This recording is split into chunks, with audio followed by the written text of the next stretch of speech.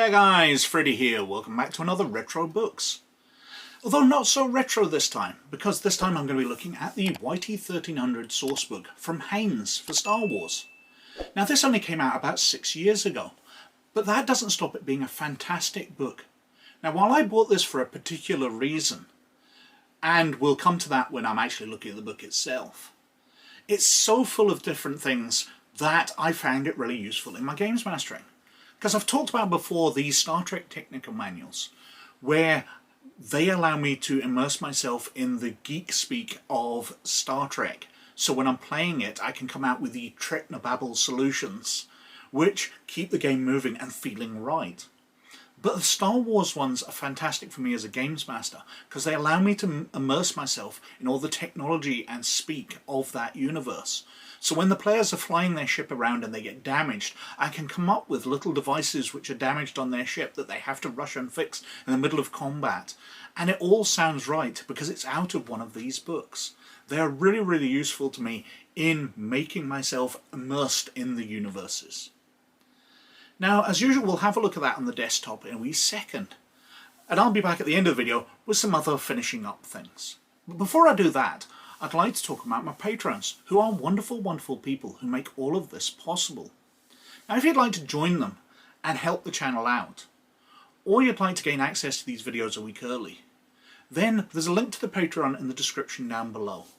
If you check it out, it'd be very much appreciated. But anyway, let's have a look at the Haynes Manual for the YT-1300 stock light freighters. So, this is the Star Wars YT-1300 Millennium Falcon Owner's Workshop Manual Modified Corellian Freighter, which is one hell of a title, by Haynes. Now, if you don't know Haynes, I assume most people do, but just a wee bit of fleshing out, they tend to do car manuals. You know, if you want to know how to swap out the starter motor in your 1983 Ford Capri, then a Haynes Manual will talk you through it. But obviously that's kind of stuff you now find on the internet. So Haynes has found their business waning, but they've started publishing these geeky manuals into various sci-fi things with some absolutely lovely breakdown art, sort of schematics. Absolutely fantastic things. Now, I've got a few of these now. This one's not that old. This is 2018, so it's only 6 years old when I'm recording this. So it's hardly retro. But this was the first one I got, because I saw some plates out of this, and I saw how I wanted to use them. But we'll come to that later. Let's have a look at the back cover first of all. So, the YT-1300 is a legendary starship, best known for its association with the professional gambler Lando Calrissian, and later with the smugglers Han Solo and Chewbacca the Wookiee, who respectively made numerous modifications to transform their YT-1300 light freighter, the Millennium Falcon, into one of the fastest ships in the galaxy. YT-1300 Millennium Falcon Owner's Workshop Manual traces the history of the Corellian Engineering Corporation's YT series of spaceships, development of the YT-1300 model line before focusing on the Millennium Falcon, the vessel's evolution from common freighter to luxurious pleasure craft to battered warship. It is described in detail and illustrated by numerous photographs, line art, floor plans, exploded diagrams, and stunning computer-generated artwork by renowned Falcon experts Reiff and Trevas. Text is by Ryder Windham, author and co-author of more than 70 Star Wars books. This Haynes Manual is the most thorough technical manual to the Millennium Falcon available. It is fully authorized and approved by Lucasfilm. And Disney Lucasfilm logos on there. And that's what it's trying to be. It's trying to be a technical manual for the YT-1300. But there's just lots of background information, where a normal Haynes manual would tell you how to disassemble the engine to fix parts of it. You know, replace commonly worn bolts, how to do oil changes, etc., etc. This is more going into the history of the vessel. So it's not really a Haynes manual, but it is very, very cool and it's very nice. So we've got a lovely contents page here. The Corellian Engineering and the YT series. So we've got a history of the different YT ships and a nice illustration of different models there. And we start off with the YT-1000 transport. And we've got very nice schematics of it here. Some history of why it was developed, how it was an offshoot, how somewhat it was based on the ancient excess stoplight freighter from many thousands of years before, and we've got specifications. Now, it was these diagrams which attracted me to this book, because I saw how I could make my YT designer that I've got on the website. I'll link to in the description down below, and I'll talk a bit more behind in the future. But I saw how these bits could go together, so you could design your own vessels, especially given one of the pages coming up. And then we're on to the YT-1300P transport, the passenger variant. So we can see this version's got various staterooms, a larger lounge, and a much smaller cargo hold. Life pods, docking ports, and all that sort of thing, along with these specifications. The YT-1300F, so the freight version, and we can see it's got much larger cargo holds and much less space for the crew themselves, and just a few spaces around the here. The FP, so a hybrid configuration, so it's got a guest room, but it's also got the cargo hold. Expansion, so it carries a little more. And then we've got 1300 configurations, because this is a very modifiable ship. So you can have the cockpit on either side, you can have various different types of engines, you can have a center cockpit. Everything except the mandibles basically is exchangeable, the docking ports at the side as well. And I looked at that, especially this diagram where it shows them slotting together, and I thought, what if you did an online version where you can do all this? Just with a click of a mouse, you can swap these bits out. So I scanned these images in, and that's what I did. All credit to the artists, because it's brilliant work, and they did much of the work for me. All I had to do was the code behind it. And as I said, there's older designs, the YT-1000, so I just took the mandibles and the cockpit sections, docking ports, and the engines, and added them to the selection of things you could bolt on. So you can design many different types. We've got different versions here, so armoured hull version, one with central cockpit. We've got the cargo pods, which I also added. We've got inflatable pontoons, so it can land on water. They're on the bottom side, and I only did top-down views, so I never actually included those. We've got the intermodal freight cargo containers docked between the mandibles, because somebody came up with the idea that the Millennium Falcon is actually a freight pusher, and that's what the mandibles are for. Auxiliary craft. Now, this is based on an old Kenner Palatoy toy, which would dock between the mandibles of the Millennium Falcon toy. And it'd be an extra auxiliary craft, a flyer, I guess. And it's nice that they've included it along with the YT Dart escape pod, which was in the Solo movie. We've got the YT-1200, 1210, 1250, with a large docking boom on the front, sensor probe, slightly lighter engines. The 1760 small transport, which has different mandibles, a completely different cockpit section, and a rear section with two thrusters and a large docking port at the side instead of the side ones. The 1930, which I think originated in the Star Wars role-playing game, with these large cargo bays at the back, and a central cockpit. The YT-2000 out of the Star Wars Alliance video game, the Otana it was. A nice ship, cuts out a large section here, but again, modules I could take and add to my designer. A long cockpit boom, different types of mandibles, different docking ports on the side, a different engine. The YT-2400 out of the Shadows of the Empire game, and they did put it in the special edition of A New Hope, flying through the sky, with a big side cockpit. Smaller engines, no mandibles. A very nice little design. And then we're on to the Millennium Falcon itself.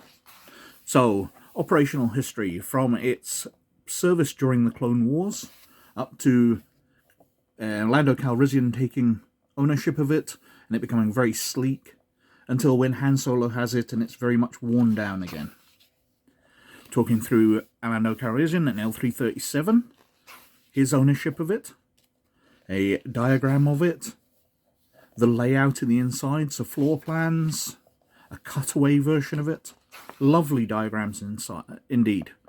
Han Solo's version of it. A lot dirtier, panels missing off the front here. Talking about Han Solo and Chewbacca. Their customized version of it. Again with the floor plans.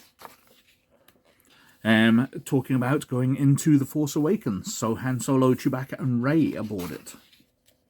How to pilot a YT-1300 with the cockpit controls, labelling out what controls are there, including a picture of Han Solo's dice, which became ever so important in the later movies. And bulkhead controls, so the control panel you see behind them.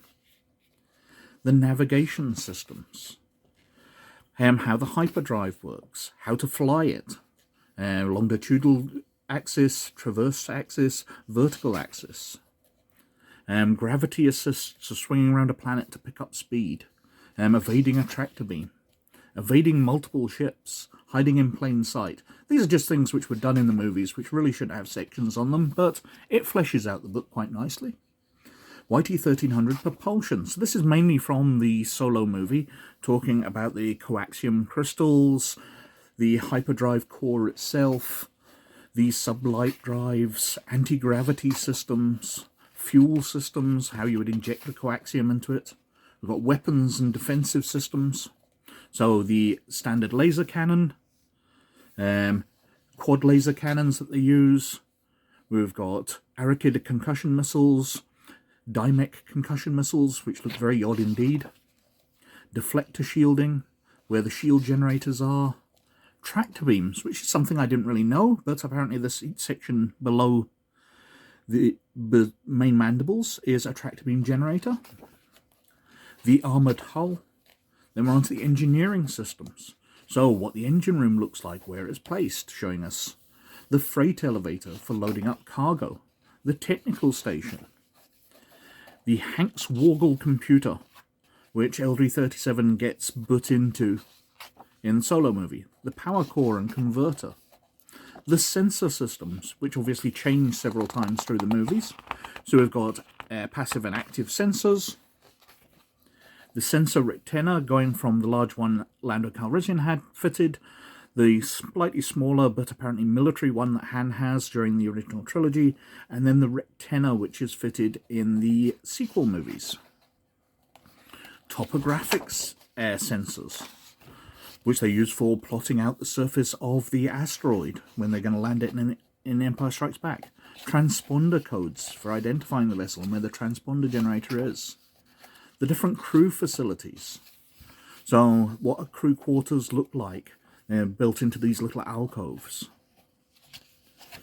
What else we got? Emergency equipment. So basically the breath masks that they use a few times. The holo table, although this seems like it's a very much later edition. But we've got a nice drink spa seen in Solo.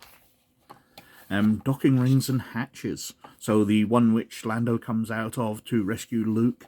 But we've also got side ones, which I wasn't really aware of. We've got the main boarding ramp. Escape pods. Various ones placed in around the ship in different places.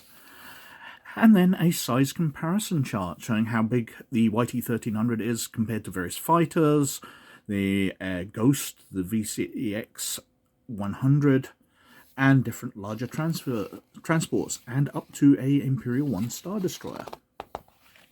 An acknowledgements page, and about the team, including one of the very early design pictures for the Millennium Falcon itself.